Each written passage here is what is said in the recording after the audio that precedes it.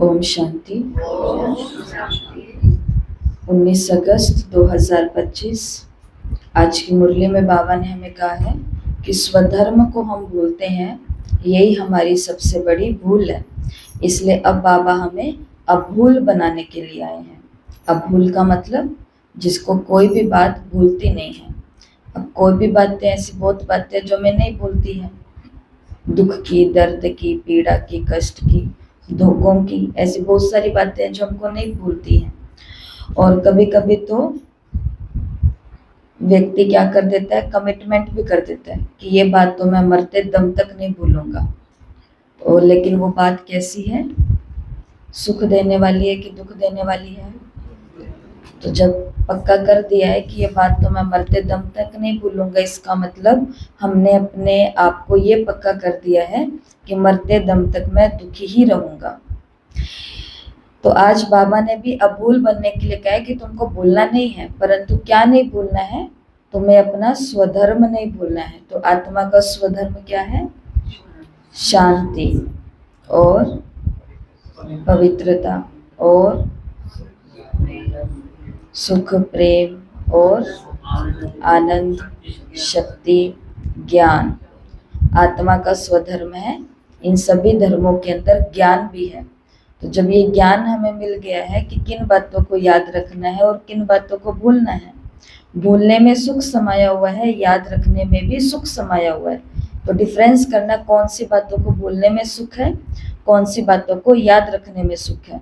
तो ज्ञान की बुद्धि, पावरफुल बुद्धि, फिर उन बातों को ही याद रखती है और बाकी बातों को भूलती है।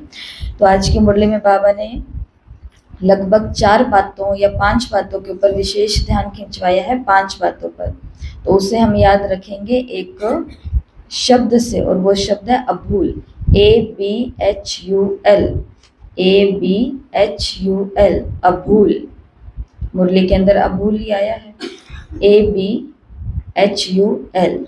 तो ए का मतलब है, मुरली में बाबा ने कहा अवेयरनेस, जागरूक होना है हमको कि मैं कौन हूँ, आत्मा हूँ। तो अपने स्वधर्म को नहीं भूलना है। मैं देह नहीं हूँ, यही मेरा स्वधर्म है। स्वधर्म को भूलना ही अभूल बनना है। स्वधर्म को ना भूलना ही अभूल बनना है। तो ये हो गया ए का मतलब। ए का मतलब है आत्मा का बोध होना, जागृति आना, अवेयरनेस ऑफ सोल। बी का मतलब है ब्लिसफुल रिमेम्बरेंस, माना कि आनंद में याद। मुरली के अंदर बाबा ने कहा है योग के बारे में कि आप बच्चे याद की यात्रा में सदा मस्त रहेंगे तो बुद्धि का भटकना बंद हो जाएगा। तो योग कैसा होना चाहिए? नींद दिलाने वाला, गुटखा खिलाने वाला, आलस लेकर के आने वाला, और एक चीज को हम बार बार कर रहे हैं। योग में क्या आना चाहिए? आनंद आना चाहिए। तो योग की यात्रा में सदा मस्त रहना है, तभी वाणी और दृष्टि में जोहर भरेगा। तो ये था बी का मतलब। एच का मतलब है हायर एम, माना उच्च लक्ष्य। हायर एम, हायर का मतलब है ऊंच, एम का मतलब है लक्ष्य। तो मुरली के अंदर लक्ष्य है जो बाबा ने हमें दिया, मनुष्य से देवता बनना और विश्व का मालिक बनना। और यही पढ़ाई का नशा रखना है कि हम मनुष्य से देवता बनेंगे, विश्व का मालिक बनेंगे। यू का मतलब है अनशेकेबल फेथ, माना कि अचल निश्चय। शेकेबल, शेक नहीं होता है जो, फेथ विश्वास, निश्चय। तो कौन सा विश्वास में हमें निश्चय में अचल रहना है कि समय अभी समीप है, इसलिए दृढ़ संकल्प से दृढ़ पुरुषार्थ करना है, निश्चय रखना है, और बाबा ही सद्गति दाता है। तो ये है अचल निश्चय के अंदर। और लास्ट में है एल। एल का मतलब है लाइटफुल लिविंग, माना हल्कापन और प्रकाश में जीवन। तो अगर ऐसा जीवन चाहिए तो बाबा ने 2 बातें कही हैं। एक तो माया का गुटखा नहीं खाना है। क्या होता है माया का गुटखा? गुटखा क्या होता है? गुटखा, गुटखा, गुटखा, गुटखा, गुटखा, गुटखा क्या होता है? क्या होता है गुटखा? गुटखा क्या होता है? गुटखा, हाँ, नशा, तंबाकू जो है वो है गुटखा। दूसरा है झुटका। क्या होता है झुटका? लेके दिखाओ। और तीसरा होता है गुटका। घ से घड़ा, तो गुटका, गुटके का मतलब होता है कर लेंगे, कोई बात नहीं, योग में ही तो रहते हैं, बाबा तो साथ ही है, बाबा को तो सब पता ही है, क्या पत्र लिखना, क्या बाबा को सुनाना, बाबा तो जानता ही है, हो जाएगा, हो ही रहा है, बाबा ही तो लेकर के आ रहा है, बाबा ही तो करा रहा है। तो ये सब चीजें जो हम बोलते हैं इसको बोलते हैं गुटका। तो बाबा ने कहा अगर हल्कापन जीवन चाहिए, ये ब्राह्मण जीवन, तो एक तो उसके लिए गुटका नहीं खाना है, और दूसरा चाट बना करके स्वयं की जांच करनी है, तो हल्के बनेंगे। ठीक है, ये दो बातें। तो अब भूल के अंदर ए का मतलब है आत्मा का बोध होना, अवेयरनेस ऑफ सोल। बी का मतलब है ब्लिसफुल रिमेम्बरेंस, हाँ, कि याद की यात्रा में मस्त रहना है, आनंद वाली याद होनी चाहिए। और ए बी एच, एच का मतलब है हायर एम, उच्च लक्ष्य क्या है हमारा? मनुष्य से देवता बनना और विश्व का मालिक बनना, और वो बनेंगे किससे? इस पढ़ाई से। ये मुरली में उच्च लक्ष्य है। और A B H U, U का मतलब क्या था? अनशेकेबल फेथ, अचल निश्चय। तो निश्चय हमारा कैसा रहना चाहिए? अचल। तो वो भी किस पर निश्चय रहना चाहिए? समय पर, कि समय अभी समीप आ रहा है, इसलिए बाप ही सदगति दाता है, तो निश्चय करो और अब पुरुषार्थ करो। लास्ट में है लाइटफुल लिविंग, प्रकाशमय या आनंदमय हल्कापन वाला जीवन, तो उसके लिए माया के गुटके नहीं खाने हैं, चाट बना करके स्वयं की जांच करनी है। ठीक है, तो अब सुनते हैं मुरली, और मुरली के अंदर अब देखना कि बाबा हमें इन बातों से जुड़ी हुई कितनी सारी बातों की शिक्षा दे रहे हैं। मीठे बच्चे, अपने स्वधर्म को भूलना ही सबसे बड़ी भूल है। अभी तुम्हें अभूल बनना है, अपने घर और राज्य को याद करना है। प्रश्न, आप बच्चों की कौन सी अवस्था ही समीप के आप बच्चों की कौन सी अवस्था ही समय के समीपता की निशानी है?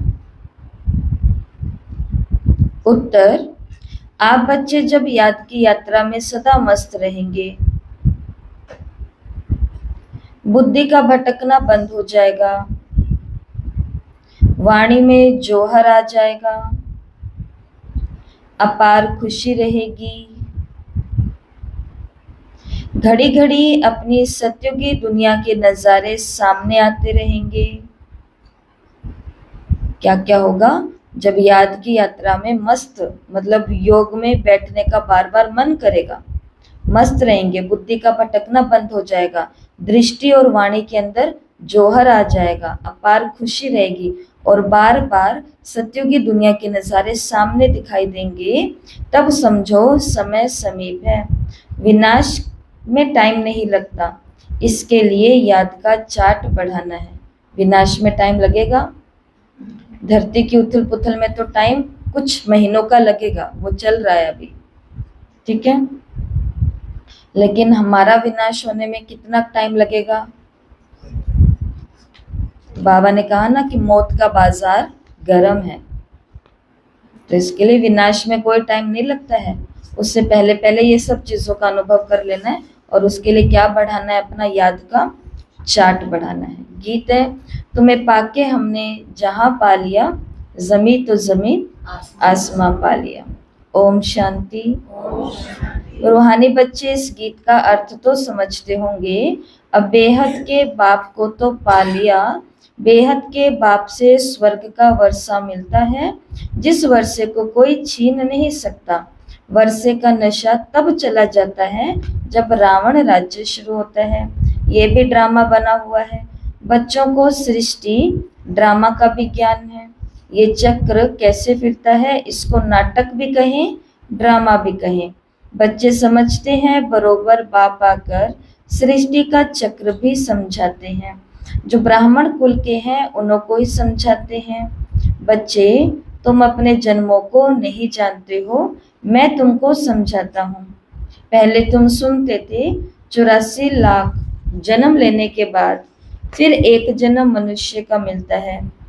बाबा ने कहा ऐसे है नहीं, अभी तुम सब आत्माएं नंबरवार आती जाती हो। बुद्धि में आया है, पहले पहले हम आदि सनातन देवी देवता धर्म के पूज्य थे, अभी फिर पुजारी बने। आपे ही पूज्य आपे ही पुजारी, ये भी गायन है। मनुष्य फिर भगवान के लिए समझते हैं कि आपे ही पूज्य आपे ही पुजारी, आपके ही ये सब स्वरूप हैं। बाबा ने कहा अनेक मत मतांतर हैं, तुम अभी श्रीमत पर चलते हो, तुम समझते हो हम स्टूडेंट पहले तो कुछ भी नहीं जानते थे, फिर पढ़कर ऊंच इम्तिहान पास करते जाते हैं। वो स्टूडेंट भी शुरू में कुछ नहीं जानते, फिर इम्तिहान पास करते करते समझते हैं कि अभी हमने बैरिस्टरी पास कर ली, वकालत पास कर ली। तुम भी अब जानते हो हम पढ़कर मनुष्य से देवता बन रहे हैं, सो भी विश्व के मालिक। वहां तो है ही एक धर्म, एक राज्य, तुम्हारा राज्य कोई भी छीन ना सके। तो यहाँ पर छीना झपटी हो सकती है, बहुत सारी चीजें ऊपर नीचे हो सकती है, जिसको लोग बोलते हैं और सब महसूस भी करते हैं कि सत्य है वो अकेला रह जाता है, न्याय नहीं होता, उनके हक की चीज भी वो छीन लेते हैं। जो कल भी बाबा ने मुरली में बताया कि गरीबों के पास क्या है, अपनी झोपड़ियां हैं, लेकिन वो भी जगह क्या करवा लेते हैं, खाली करा लेते हैं बड़े बड़े मॉल्स बनाने के लिए। जानवरों के पास क्या है, केवल रहने के लिए जंगल अपना घर है, लेकिन बड़े बड़े स्थान बनाने के लिए वो जंगल भी अब खत्म कर रहे हैं ना। तो यहाँ पर तो ये सब कुछ हो सकता है, क्योंकि ये दुनिया ऐसी है, दुख की दुनिया है। लेकिन बाबा ने कहा तुमको जो राज्य मिलेगा वो कोई भी छीन नहीं सकता है। तो चाहिए ऐसा राज्य, ऐसा ही चाहिए। तो बाबा ने कहा और वहाँ की क्या खासियत है कि वहाँ तुमको पवित्रता, शांति, सुख, संपत्ति सब कुछ मिलता है। गीत में भी सुना ना, अब ये गीत तुमने तो नहीं बनाए हैं, अनायासी ड्रामानुसार इस समय के लिए बने हुए हैं। मनुष्यों के बनाए हुए गीतों का अर्थ बाप बैठ समझाते हैं। अभी तुम यहाँ शांति में बैठ बाप से वर्षा ले रहे हो, जो कोई छीन नहीं सकता। अभी जो हमारे आंतरिक शांति है, ये पढ़ाई है, ये केंद्र है, ये हमसे कोई छीन सकता है? ये सेवाएं, ये क्या बोलते हैं इसको, आनंद, ये अतीन्द्रिय सुख, तो ये हमसे कोई ले सकता है? कोई नहीं ले सकता। अपने इस राज्य को छोड़ने वाले कौन है? योग के अंदर जो हमें आनंद, कल सभी ने कुछ ने बोला कि पहले हमें बहुत ज्यादा अच्छे अनुभव होते थे योग में शुरू शुरू में, अभी ऐसा नहीं होता है। तो वो राज्य हमसे किसने छीना है?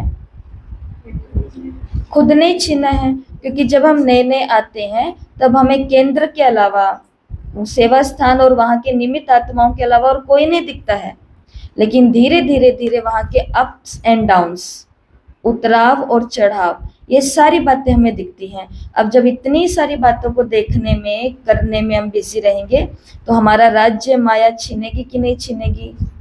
तभी योगी कहलाने के बाद, कल हम एक क्लास सुन रहे थे, तो उस क्लास के अंदर वो बहुत ज्यादा नहीं सुन पाए, पर थोड़ी सी सुनी, पर जहां पर जाकर के हमने क्लास सुनी वो बातें बहुत काम की थी जो हम कर रहे थे कल ही।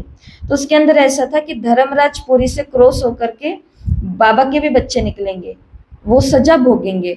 तो उन्होंने बोला कि सजा भोगने का टाइम आ चुका है, मुरली में जाने का मन ना करना, मुरली में लेट पहुंचना, मुरली से जल्दी जाने की इच्छा रखना, जा नहीं पाते पर इच्छा रखना, योग में बैठने का इंटरेस्ट ना रखना, बाबा के प्रति कुछ भी सेवा दान पुण्य करने से दूर हटना, मतलब कि ठीक है कर लेंगे हो जाएगा, ऐसी बहुत सारी चीजें उन्होंने बताई। अमृत वेले से लेकर के रात्रि योग तक। नहीं तो हमारा क्या नियम है, अमृत वेले भी बैठना है और रात को भी बाबा की याद में बैठना है, पढ़ाई, होमवर्क, बहुत सारी चीजें हैं।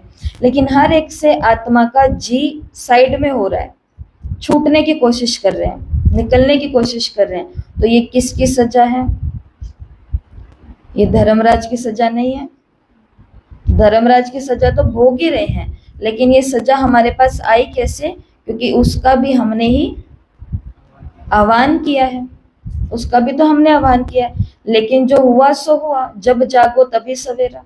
आज से मेहनत कर लेते हैं, आज से ये समझ लेते हैं कि आज मेरा पहला पाठशाला में पहला दिन है, या जिस भी सेवा केंद्र में हम जाते हैं, आज पहली बार गई हूँ और पहली बार जा करके मैंने देखा कि अच्छा ये मुरली होती है, अरे ये होती है मुरली, अच्छा मुरली के अंदर बाबा ये कहते हैं, ये होते हैं जिज्ञासु, ये होते हैं दीदी, ये होते हैं केंद्र। अगर ऐसा हम अचंभे के साथ रहेंगे तो आज भी बहुत कुछ अच्छा हो सकता है। लेकिन बाबा ने याद दिलवाया कि हमारा ये वाला राज्य कोई छीन नहीं सकता, वैसे आधा कल्प सुख का वर्षा रहता है। तो बाप समझाते हैं, मीठे मीठे बच्चों, आधा कल्प से भी जास्ती तुम सुख भोगते हो। फिर रावण राज्य शुरू होता है, मंदिर भी ऐसे, जहाँ चित्र दिखाते हैं कि देवताएं वाम मार्ग में कैसे जाते हैं।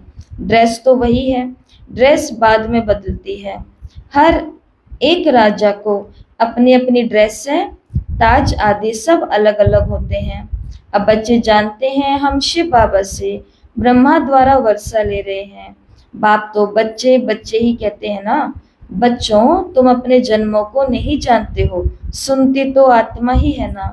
हम आत्मा है ना कि शरीर, और जो भी मनुष्य मात्र है उनको अपने शरीर के नाम का नशा है, क्योंकि देह अभिमानी है। हम आत्मा है ये तो जानते ही नहीं है। वो तो आत्मा सो परमात्मा, परमात्मा सो आत्मा कह देते हैं। अभी तुमको बाप ने समझाया है, तुम आत्मा सो विश्व के मालिक देवी देवता बन रहे हो, ये ज्ञान अभी है। हम सो देवता, फिर क्षत्रिय घराने में आएंगे। 84 जन्मों का हिसाब तो चाहिए ना। सब तो 84 जन्म नहीं लेंगे, सब इकट्ठे थोड़ी आ जाते हैं। तुम जानते हो कौन से धर्म कैसे आते रहते। हिस्ट्री पुरानी फिर नई होती है। अभी ये है ही पतित दुनिया, वो है पावन दुनिया। फिर दूसरे दूसरे धर्म आते हैं। यहाँ कर्म क्षेत्र पर ये एक ही नाटक चलता है। मुख्य है 4 धर्म। इस संगम पर बाप आकर के ब्राह्मण संप्रदाय स्थापन करते हैं। विराट रूप का चित्र बनाते हैं, परंतु उसमें ये भूल जाते हैं। तो बाप आकर के सब बातें समझाए, अभूल बनाते हैं। बाप तो ना कभी शरीर में आते हैं ना भूल करते हैं। वो तो थोड़े समय के लिए तुम बच्चों को सुख धाम का और शांति धाम का घर का रास्ता बताने के लिए इनके रथ में आते हैं। ना सिर्फ रास्ता बताते हैं, परंतु शिव बाबा केवल रास्ता नहीं बताते हैं, परंतु बताओ, बाबा ने हमें केवल रास्ता नहीं बताया, परंतु क्या कर दिया? दुनिया का मालिक बना दिया। ना केवल हमें ज्ञान दिया, रास्ता दिया, परंतु साथ में भी लेके जा रहे हैं, परंतु रास्ता दिखा दिया, हाथ पकड़ लिया। सारे संबंध भी बनाए, विकर्म विनाश, शक्ति विकर्म विनाश। बाबा ने कहा, देखो इस बात से हम सभी हामी भरेंगे जो बाबा ने कही। ना सिर्फ रास्ता बताते हैं, परंतु लाइफ भी बनाते हैं। हमारी लाइफ अभी क्या होती? सुबह के 6:30 बजे हम खुद जानते हैं ना। और जो ब्रह्मा कुमारियां बनी है उनकी लाइफ क्या होती? जो ब्रह्मा कुमार बने हैं उनकी लाइफ क्या होती? तो ना जिज्ञासुओं की ऐसी लाइफ होती, ना सेवा केंद्रों पर बैठे हुए हैं उनकी लाइफ ऐसे होती। हमारी लाइफ कहाँ होती? वो उसी कल की मुरली में बाबा ने बोला, दुनिया बहुत गंदी है। कहा था ना कल बाबा ने दुनिया के लिए कि दुनिया कैसे हो चुकी है, गंदी। और कैसे कैसे हम समाचार सुन रहे हैं आजकल, कितना मन हिलाने वाले, लेकिन इतना मन को क्या कहते हैं, झंझोर के रख देने वाले हम समाचार सुन रहे हैं। लेकिन उसके बाद भी हम अगर दान ना कर पाए, बाबा ने कहा ना केवल ज्ञान का दान नहीं, विशेषताओं का दान, गुणों का दान, शक्ति का दान, बल का दान, ये भी ना कर पाए, तो फिर बाबा ने हमारी लाइफ बना करके भी क्या कर दिया? लाइफ बनाई किस लिए जाती है? उसके हेल्पदार बनाया हाँ, जाता है। लाइफ इसीलिए बनाई जाती है। लाइफ बनाने का मतलब है कि जीवन में कुछ ऊंचापन आना, वो इसीलिए लाया जाता है ताकि उसका फायदा बहुतों को मिले, है ना, ऐसा ही होता है। तो बाबा ने कहा कि ना केवल बाबा ने हमें रास्ता बताया परंतु हमारी तो लाइफ भी बना दी। कल्प कल्प तुम घर जाते हो, फिर सुख का पाठ बजाते हो, बच्चों को भूल गया है। हम आत्माओं का स्वधर्म है शांत। इस दुख की दुनिया में शांति कैसे होगी? इन सब बातों को तुम समझ गए हो, तुम सबको समझाते भी हो। आहिस्ते आहिस्ते सब आते जाएंगे, विलायत वालों को भी मालूम पड़ेगा ये सृष्टि चक्र कैसे फिरता है और इसकी आयु कितनी है। फॉरेनर्स भी तुम्हारे पास आएंगे, वह बच्चे वहां जाकर सृष्टि चक्र का राज समझाएंगे। दोनों बातें होंगी, वो होंगी नहीं, हो गई हैं। ये तो पुरानी मुरलियां हैं, लेकिन 1970 के बाद, ये तो 69 से पहले की मुरली है, लेकिन 1970-71 में दादियां निकल गई थी विदेश की सेवा के लिए। तो वो समझते हैं क्राइस्ट गॉड के पास पहुंच जाए, क्राइस्ट को गॉड का बच्चा समझते हैं। कई फिर समझते हैं क्राइस्ट भी पुनर्जन्म लेते लेते अभी बेगर हैं। जैसे तुम बेगर हो ना, बेगर अर्थात तमो प्रधान, समझते हैं क्राइस्ट भी यहाँ है। फिर कब आएंगे ये नहीं जानते, तुम समझा सकते हो तुम्हारा धर्म स्थापक फिर अपने समय पर धर्म स्थापन करने आएगा। उनको गुरु नहीं कह सकते, वो धर्म स्थापन करने आते हैं। सदगति दाता तो सिर्फ एक ही हैं, वो जो भी धर्म स्थापन करने आते हैं वो सब पुनर्जन्म लेते लेते अभी तमो प्रधान बने हुए हैं। अंत में सारा झाड़ जर्जरीभूत अवस्था को पा लिया है। अभी तुम जानते हो सारा झाड़ खड़ा है, बाकी देवी देवता धर्म का फाउंडेशन नहीं है। तो बाबा ने यहाँ बड़ का मिसाल दिया। फिर बाबा ने कहा कि ये बातें बाप ही बच्चों को बैठ समझाते हैं।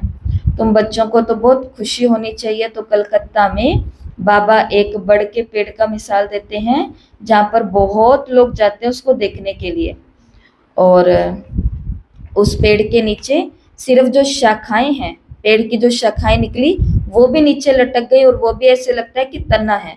फिर और शाखाएं निकली, वो भी नीचे लटक गई। लटक झूल नहीं रही है, वो धरती के अंदर ऐसे चली गई है कि ऐसे लगता है कि यही, हाँ, कि ये तना है, थुर यही है ना। और लोग वहां पर जा करके नीचे ऐसा पिकनिक बनाते हैं, और मतलब वहां पे स्टे कर सकते हैं, टेंट लग सकते हैं वहां पर, ऐसी वो व्यवस्था है। तो बाबा ने वही मिसाल दिया कि जो जड़, ये जो शाखाएं हैं यही तने की तरह लग रही है, परंतु जो मेन फाउंडेशन है देवी देवता धर्म, वो नहीं पता कहाँ पर है। तो तुम बच्चों को तो बहुत खुशी होनी चाहिए, तुमको मालूम पड़ गया है कि हम सो देवता थे अब बनते हैं। यहाँ तुम आते ही हो सत्यनारायण की कथा सुनने, जिससे नर से नारायण बनेंगे। नारायण बनेंगे तो जरूर लक्ष्मी भी होगी, नारायण होंगे तो जरूर उन्हों की फिर राजधानी भी होंगी। अकेले लक्ष्मी नारायण तो नहीं बनेंगे ना, लक्ष्मी बनने की अलग कथा थोड़ी है, नारायण के साथ लक्ष्मी भी बनती है। लक्ष्मी भी कभी नारायण बनती है, नारायण भी फिर कभी लक्ष्मी बनते, एक जन्म में ये, एक जन्म में ये।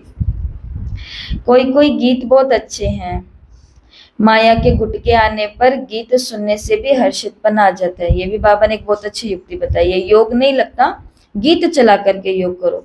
जब आपको पता है कि कमेंट्री चलाने से झुटका आ जाता है, नींद आ जाती है, सुस्ती आ जाती है, तो कमेंट्री चला के क्यों बैठना है?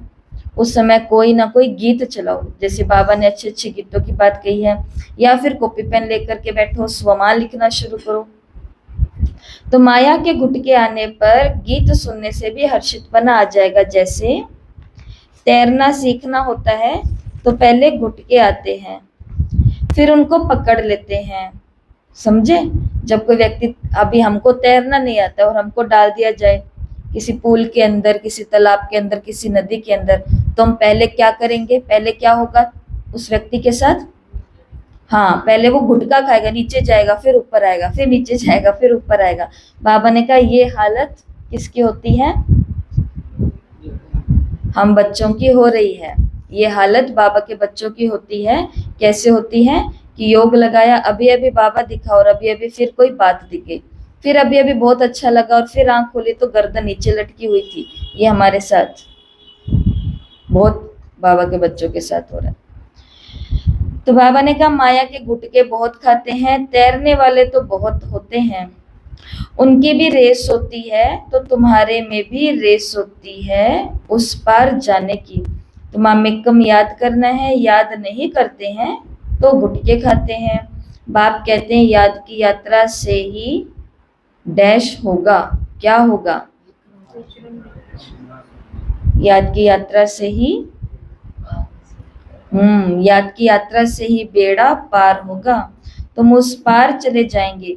तारू कोई बहुत तीखे होते हैं और कोई कम, तो तैराक कोई बहुत तीखे होते हैं कोई कम। यहाँ भी ऐसे है, बाबा के पास चार्ट भेज देते हैं, बाबा जांच करते हैं। याद के चार्ट को ये राइट रीति समझते हैं या रॉन्ग समझते हैं। कोई कोई दिखाते हैं हम सारे दिन में 5 घंटा याद में रहा। बाबा ने कहा हम विश्वास नहीं करते, जरूर कोई भूल हुई है। बाबा ने कहा गलती से लिख दिया 5 घंटे, तो क्योंकि लिखने के तरीके में कोई गलती हुई है, समझने में कोई गलती हुई है।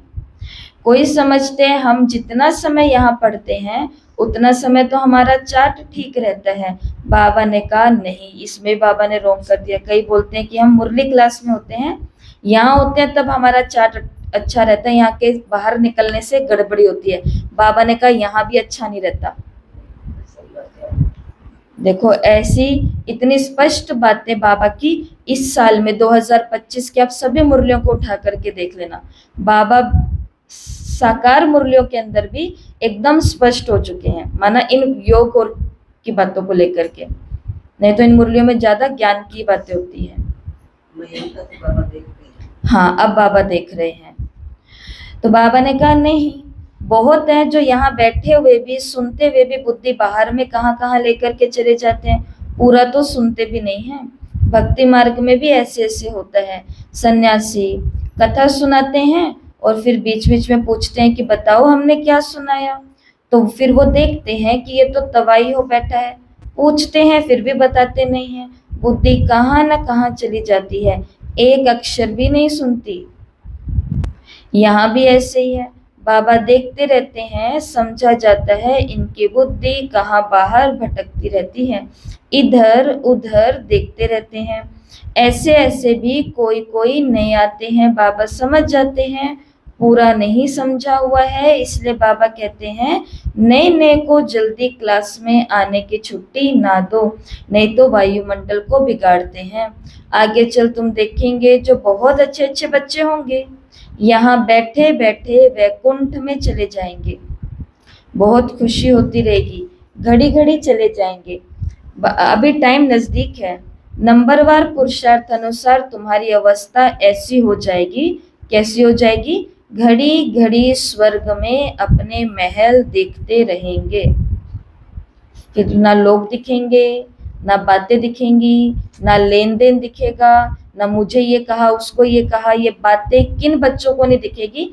अच्छे अच्छे जो पुरुषार्थी बच्चे, उनको तो बातों के बीच में क्या दिख रहा होगा?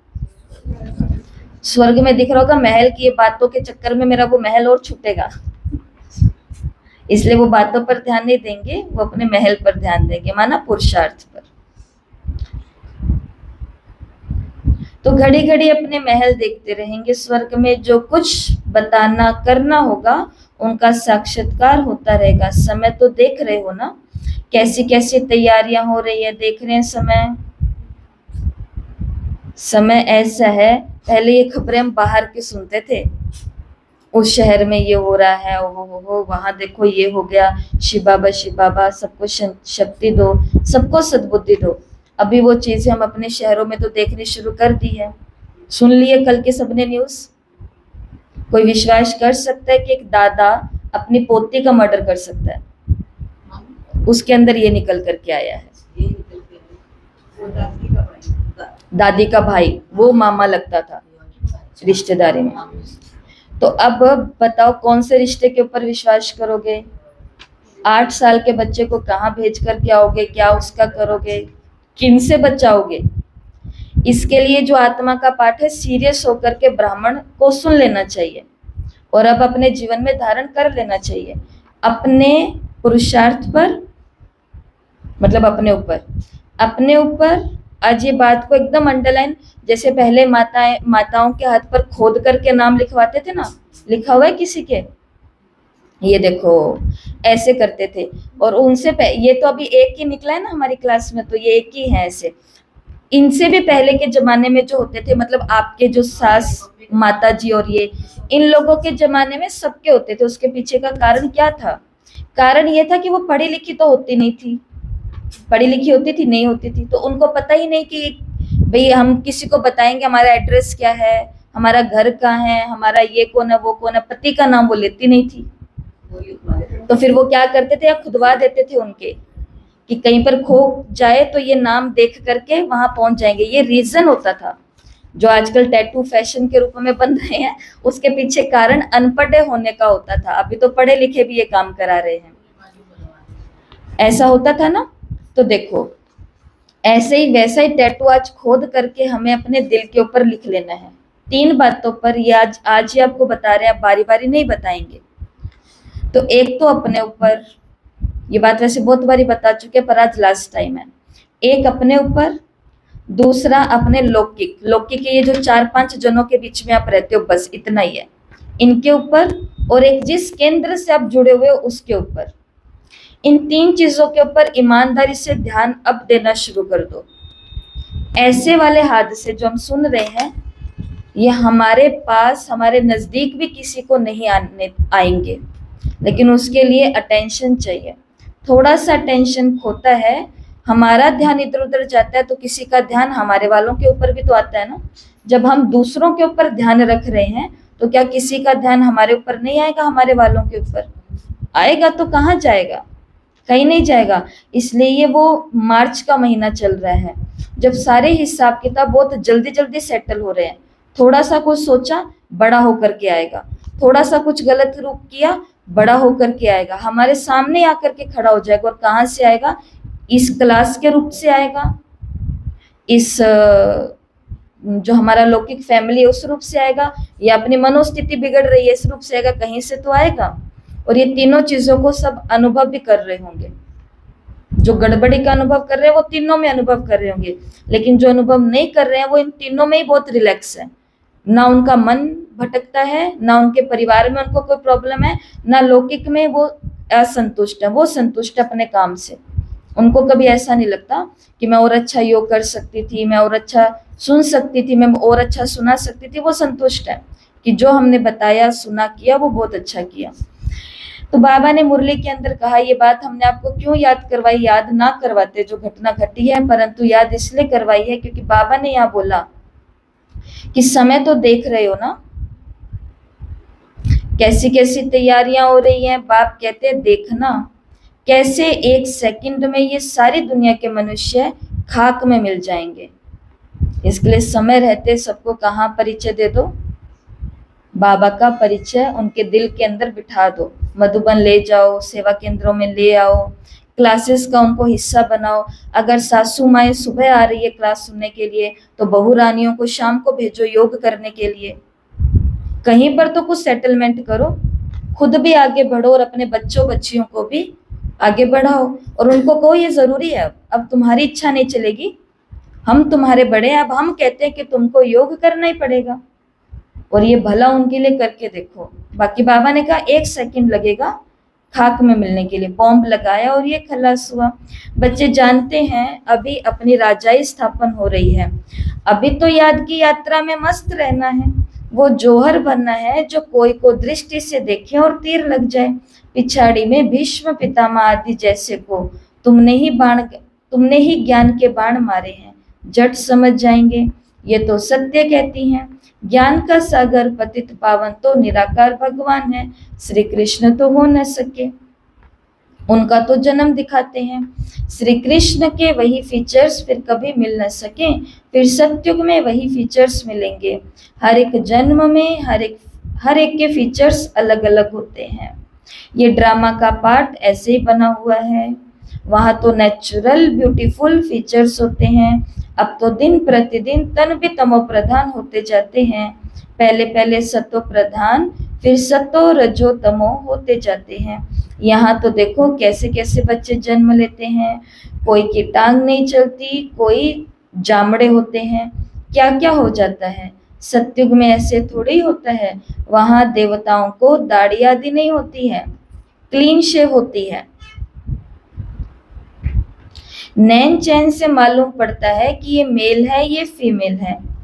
आगे चल तुमको बहुत साक्षात्कार होते रहेंगे। तुम बच्चों को कितनी खुशी होनी चाहिए। बाबा कल्प कल्प जाकर हमको राजयोग सिखलाए, मनुष्य से देवता बनाते हैं। तो ये भी तुम बच्चे जानते हो। और कोई भी धर्म वाले जो हैं वो अपने अपने सेक्शन में चले जाएंगे। तो सत्युग के अंदर फीचर्स कैसे होंगे, नेचुरल ब्यूटीफुल होंगे। और दूसरा बाबा ने क्या कहा, सिर्फ नैन चैन से मालूम पड़ेगा कि ये आदमी है और ये स्त्री है। जैसे छोटे बच्चों को देखते हो, छोटा बच्चा और छोटी बच्ची जो होते हैं, ये 5, 7, 8 साल वाले, ये एक जैसे ही लगते हैं कि नहीं लगते हैं। ऐसे ही सत्युग के अंदर आत्मा इतनी प्योर है, इतनी प्योर है, शरीर के अंदर विकार का -0.1% भी नहीं है। इसलिए शरीर की आकृति है वो भी स्त्री और पुरुष की एक जैसी है। ये रहस्य बाबा ने बताया।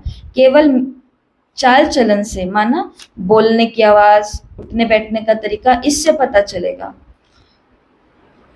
और सभी आत्माएं अपने अपने सेक्शन में चली जाएंगी। जब ये अपनी गद्दी पर बैठेंगी, आत्माओं का झाड़ भी दिखाते हैं ना, चित्रों में बहुत करेक्शन करते हैं, बदलते जाते हैं। जैसे बाबा सूक्ष्म वतन के लिए समझाते हैं, संशय बुद्धि तो कहेंगे कि ये क्या है, आगे ये कहते थे, अभी ये कहते हैं। लक्ष्मी नारायण के 2 रूप को मिलाकर विष्णु कहते हैं।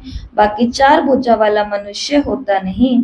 रावण के 10 शीश दिखाते हैं।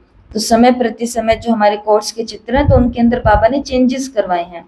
तो इसके लिए कभी भी कोई एक बात पर नहीं अटक जाना कि बहन जी ने कहा था ऐसे करना है। उस बात के अंदर परिवर्तन भी होता है। तो हर बात के अंदर करेक्शन होता है। जैसे चित्रों के अंदर करेक्शन होता है, फिर मनुष्य यहाँ पर संशय बुद्धि बन जाते हैं कि पहले तो ये कहा था, अब ये कहते हैं। तो रावण के जैसा कोई भी मनुष्य नहीं होता है। हर वर्ष उसको बैठ जलाते हैं, जैसे गुड़ियों का खेल। मनुष्य कहते हैं शास्त्रों के बिगर हम नहीं जी सकते। शास्त्र तो हमारे प्राण है। गीता का देखो कितना मान है। यहाँ तो तुम्हारे पास मुरलियों का ढेर इकट्ठा हो जाता है, तुम रख करके क्या करेंगे। दिन प्रतिदिन तुम नई नई पॉइंट्स सुनते रहते हो। हाँ, पॉइंट्स नोट करना अच्छी बात है।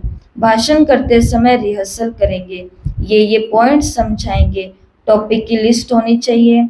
आज इस टॉपिक पर समझाएंगे, रावण कौन, राम कौन, सच क्या है, वो हम आपको बताते हैं। इस समय रावण राज्य सारी दुनिया में है, 5 विकार तो सब में है।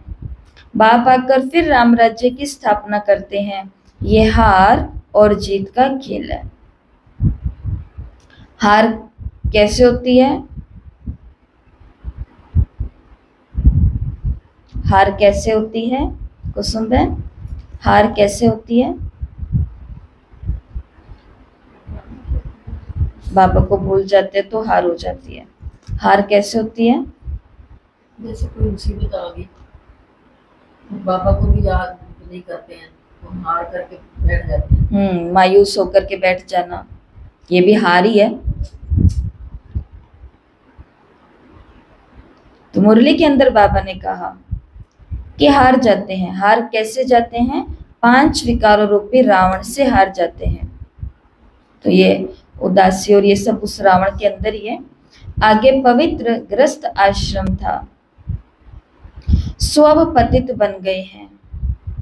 लक्ष्मी नारायण, सो फिर ब्रह्मा सरस्वती। बाप भी कहते हैं मैं इनके बहुत जन्मों के अंत के जन्म में प्रवेश करता हूँ। तुम कहेंगे हम भी बहुत जन्मों के अंत में बाप से ज्ञान ले रहे हैं।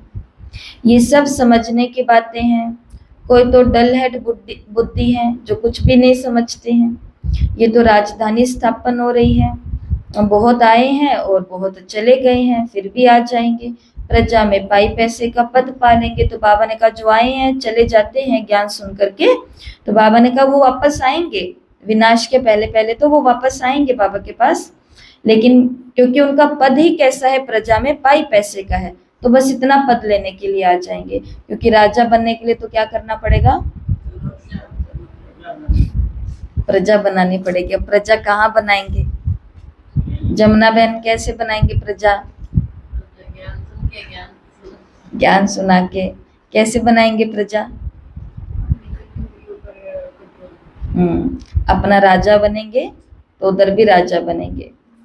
और पुष्पा बहन कैसे बनाएंगे प्रजा, कैसे बनेंगे राजा, सबको देंगे। तो प्रजा तैयार है हमारी, तैयार है। कितनी प्रजा के ऊपर राजा बनेंगे,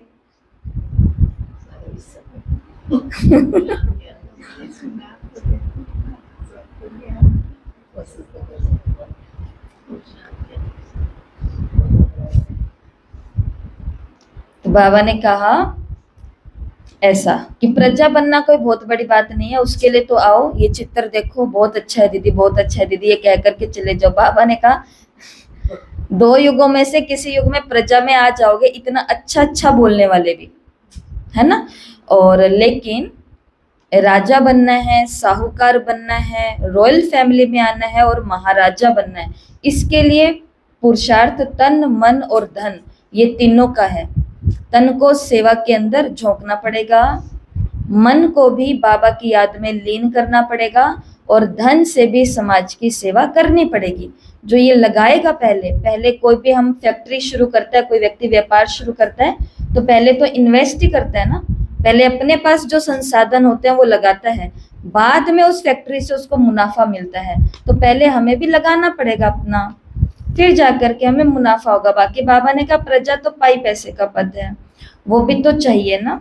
अच्छा मीठे मीठे सिक्के लदे बच्चों प्रति माता पिता बाप दादा का याद प्यार और गुड मॉर्निंग। रूहानी बाप की रूहानी बच्चों को नमस्ते।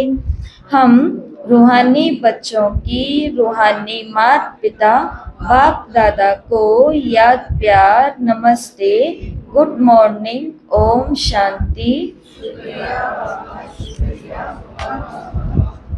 धारणा के लिए मुख्य सार तो बताओ, आज बाबा ने धारण करने के लिए कौन सी पॉइंट बताई, एक एक पॉइंट सुनाएंगे, पीछे से शुरू करेंगे, बिना कॉपी को नहीं देखना, आप छोड़ दो। अब भूल बनना है, कोई भी भूल अब नहीं करनी। और आज ही जाग जाओ, बाबा ने कहा। ये बाबा ने नहीं, वैसे उन्होंने ही बात करी थी, परंतु ये काम की बात थी कि अब हमें कम चार्ट रखना। जागने का मतलब है कि अब मुझे चार्ट रखना है कि भाई तुम नहीं करती हो बाबा को 5 घंटे याद, अपना नाम लेकर के कहना, झूठी है, 5 मिनट याद करती है। ये खुद को कहना, खुद को, किसी दूसरे का जजमेंट नहीं करना। वो सिर्फ टीचर और माँ बाप के पास अथॉरिटी होती है।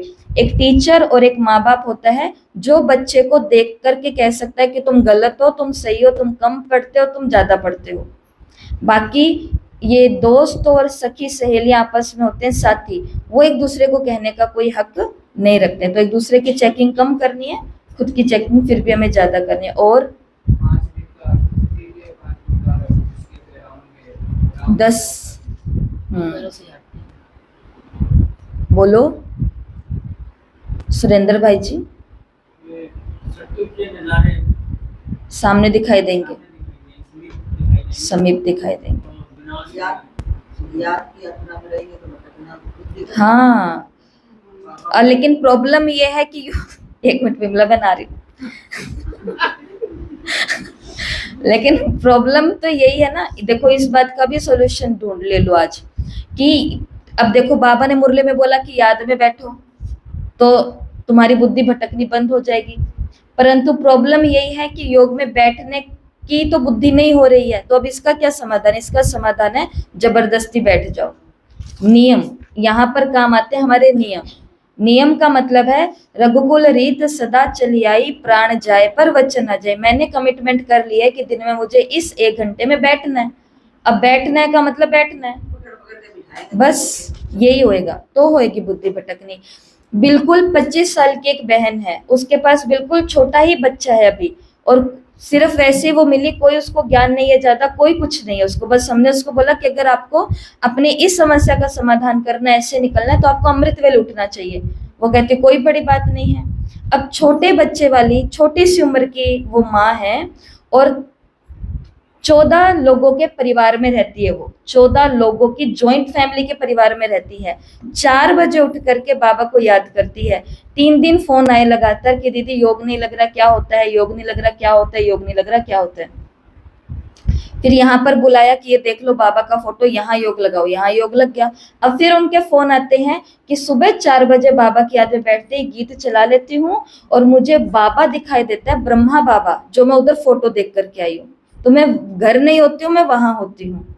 तो जबरदस्ती बैठते बैठते आज वो कह रहे हैं कि हमारा योग लग रहा है। तो देखो, नए हैं वो कह रहे हैं योग लग रहा है, और पुराने कह रहे हैं कि योग में मन नहीं लग रहा है। इसलिए बाबा ने कहा पुराने पत्ते झड़ेंगे, नए पत्ते लगेंगे, पर हमको झड़ने वाला नहीं है। यस विमला बहन, हाँ दिल में बैठा हूँ। हाँ ये वर्षा कोई नहीं छीन सकता। आगे आगे बोलते जाओ बस अब। हाँ जी, गुटके छुटके नहीं खा, गीत सुन सकते हो उस समय। स्वधर्म को भूलते हैं तो प्रॉब्लम, नहीं भूलना है स्वधर्म।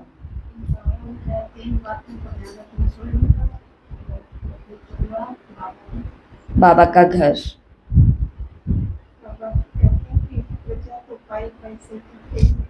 राजा बनो धन। ठीक है, सुनाए सभी ने। वाणी में भी जोहर तभी आएगा, तब वो भीष्म पितामह जैसी आत्माओं को ज्ञान के बाण लगेंगे। हाँ, मुरली सुन लो, गीत सुन लो, कमेंट्री सुन लो, लिख लो, और अब तो अव्यक्त मुरलियों का भंडार है, काम बहुत सारा पेंडिंग पड़ा है अभी, तो वो करने के लिए योग ही योग है। धारणा के लिए मुख्य सर पहला, सदा इसी नशे में रहना है कि अभी ये पढ़ाई पूरी कर हमें मनुष्य से देवता बन विश्व का मालिक बनना है। हमारे राज्य में पवित्रता, सुख, शांति सब कुछ होगा और उसे कोई भी छीन नहीं सकता। दूसरा, इस पार से उस पार जाने के लिए याद की यात्रा का अच्छा तैराक बनना है, स्विमर। माया के गुटके नहीं खाने हैं, अपनी जांच करनी है, याद के चार्ट को यथार्थ रीति समझ करके लिखना है। और आज का वरदान है, पुरुषार्थ और प्रारब्ध के हिसाब को जानकर तीव्र गति से आगे बढ़ने वाले नॉलेजफुल भव। पुरुषार्थ और प्रारब्ध के हिसाब को जानकर, जो भी आपको बताया, इन्वेस्ट करना पुरुषार्थ है, फिर बदले में मुनाफा मिलना ये प्रारब्ध है। तो पुरुषार्थ और प्रारब्ध के हिसाब को जानकर तीव्र गति से आगे बढ़ने वाले नॉलेजफुल भव। पुरुषार्थ द्वारा बहुत काल की प्रारब्ध बनाने का यही समय है, इसलिए नॉलेजफुल बन तीव्र गति से आगे बढ़ो। इसमें ये नहीं सोचो आज नहीं तो कल तो बदल ही जाएंगे।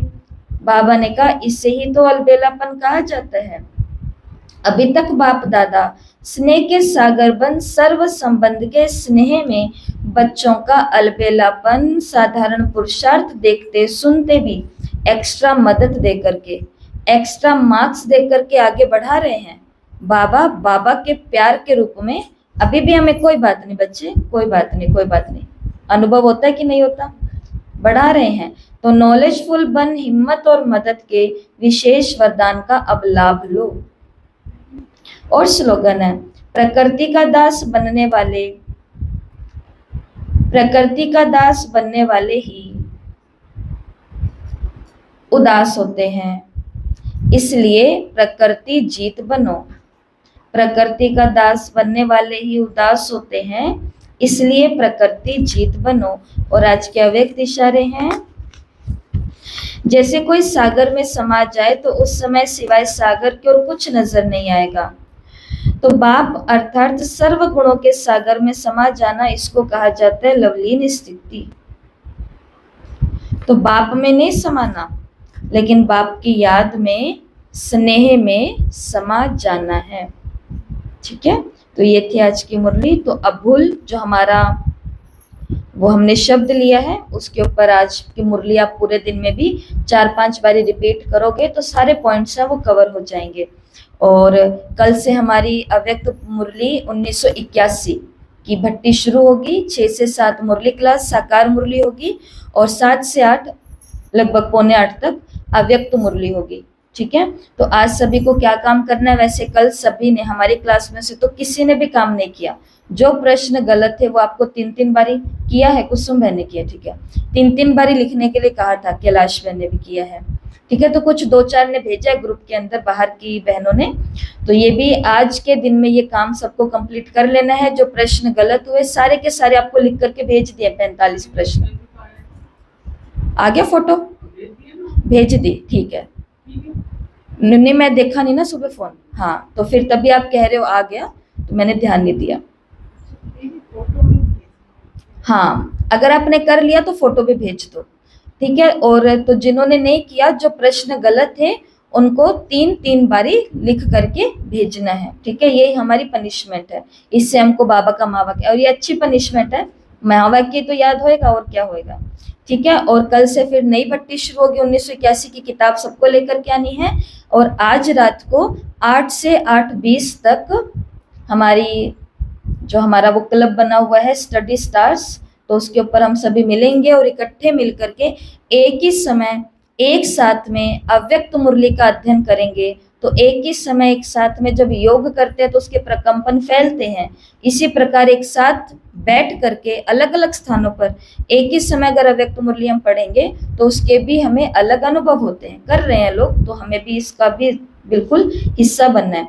ठीक है, तीसरी बात है कि इस पुरानी भट्टी जो 1980 की रही, अव्यक्त धारा 1980, इस भट्टी के जो नियम थे, जो आज फिर से आपको 4 नियम भेजते जाएंगे, तो उन नियमों को जिन्होंने पूरा पालन किया है 21 दिन की इस भट्टी में, तो वो अपना नाम आज या कल तक ग्रुप में पोस्ट कर देंगे।